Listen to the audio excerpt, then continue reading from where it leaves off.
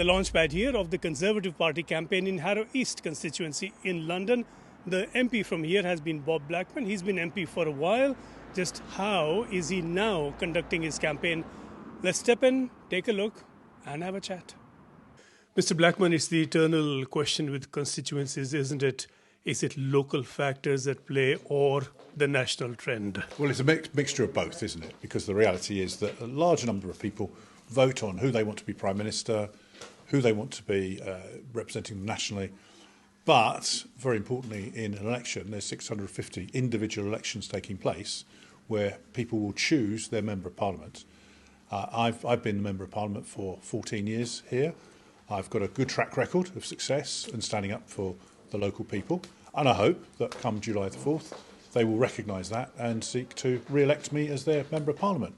How do you go about campaigning? What, for instance, is happening in this room? Well, we are preparing letters to go to people that sets out the scene, basically setting out my record of individual success on behalf of people and saying to people, that is what's at stake here.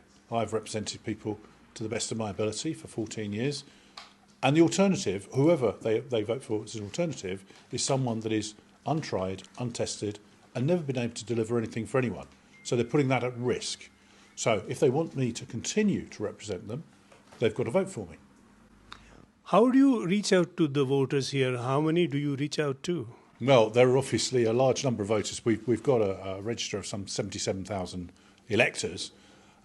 We reckon normally in a general election about 70% of people vote. Campaigning is typically a quiet affair along quiet streets, but with a good deal of strategizing along the way. And I just want to let you all know that obviously there are issues on this road, especially to do with the footways, and we are dealing with it. It is with the officers, and you all know that in the council now we go by the priority list and according to the inspection. So we will let the residents know when it will be done, but it's definitely not going to be done in the immediate, immediately. But you can say that you are on the list and it will get done. What is key here, of course, is we have a very large multicultural, multi-religious constituency with a very large number of British Hindus and then other religions as well.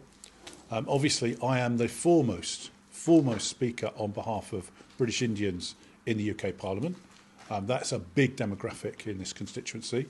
And so my appeal to them directly is to say, at a time when British Indians need someone as a spokesman on their behalf, it's vitally important they continue to support me, as they have done over the last 14 years. You have, of course, been speaking very actively and very passionately about Kashmiri Hindus. Is that a reason also that some people will, for that reason, not vote for you?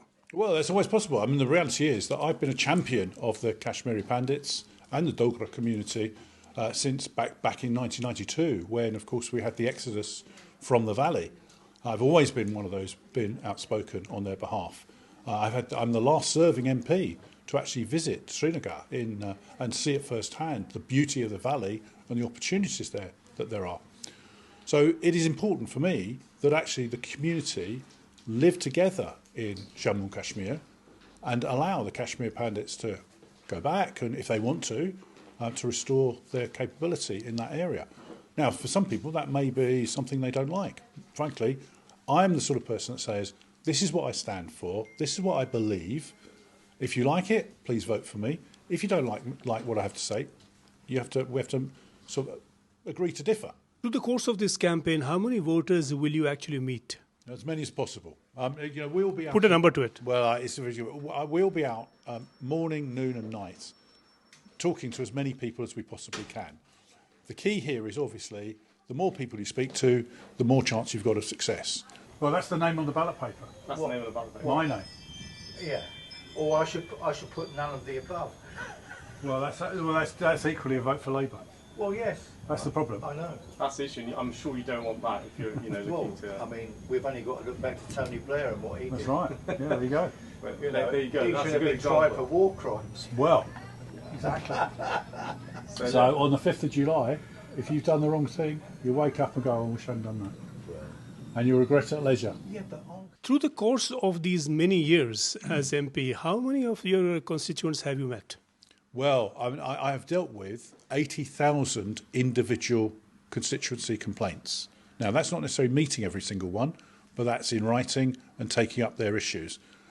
I've taken 7,000 constituents into a tour of Parliament. So, 10% almost of my electorate have come in for a tour of Parliament to see the premises and so on. Equally, we are out every Saturday, every Sunday anyway, knocking on doors, talking to people. And so literally thousands of people I will have met at one time or another. And I think the most important thing about that is that we take up their issues of concern, we answer them as best we can. Can't help everyone, but we aim to say, we'll get you an answer to whatever your concerns are. That builds up to a fact of, I hope, already, before we start the election process, really, everyone knows who I am and the fact that I represent them. Not everyone likes the fact of what I say. That's fine. That's democracy. Primesh Patel, the Labour candidate from Harrow East, contesting, of course, primarily against the Conservatives, and Bob Blackman. Primesh, is this your first parliamentary election? Yes, it is my first time. And you've been in politics for a while. You've been the local councillor around, haven't you? You are. Yes, so I've done 8 years as a local councillor. I stood down in 2022, but I was very proud to represent my home of Harrow at Harrow Council, and now I'm looking forward to representing my fellow neighbours in Parliament in Harrow East. How do you go about campaigning? What will you do?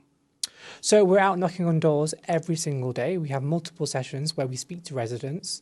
I phone people. My campaign team are out doing what they need to do to engage with residents. We obviously have a social media campaign as well. So it's very multifaceted. Our aim is to speak to as many people as possible to tell them and to have conversations with them so that they fully understand what our offer is as a Labour Party and what my personal offer is here in Harrow East. And you will be riding the Labour wave, isn't it? I hope so. We can't take anything for granted. Polls can be wrong, as we all know. Things do look good nationally. But like I said, I'm not taking anything for granted. I'm speaking to every resident, trying to encourage them to support me. But nothing can be taken for granted. And my aim is to ensure that people understand why I'm standing, why they should vote for me, so that I can have their trust and confidence.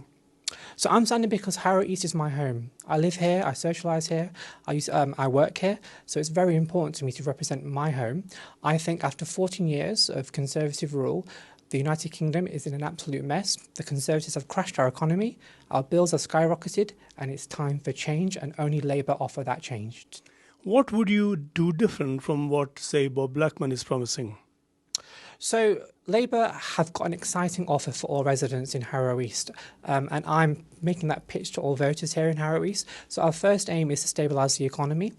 As I said, the Conservatives last year crashed our economy. We had this disastrous mini budget, which set mortgages skyrocketing, bills through the roof, and the cost of living of everyone's suffering from the cost of living crisis.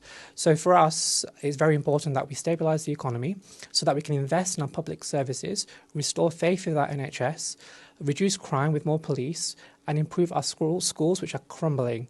So things that matter to everyone here are the same things that matter to me, and Labour's exciting offer is a decade of renewal after 14 years of Tory chaos. Is it uphill to be contesting against someone who's been the sitting MP for 14 years? It can be a challenge because obviously when you've been here for 14 years as a sitting MP, you do have name recognition.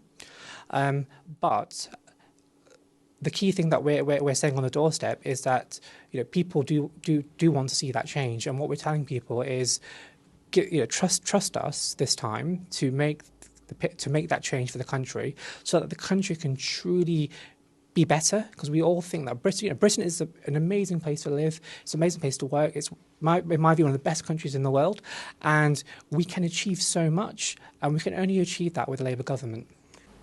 Primesh Patel is a health professional, and he believes that places him well to address one of the prime concerns among voters in this election.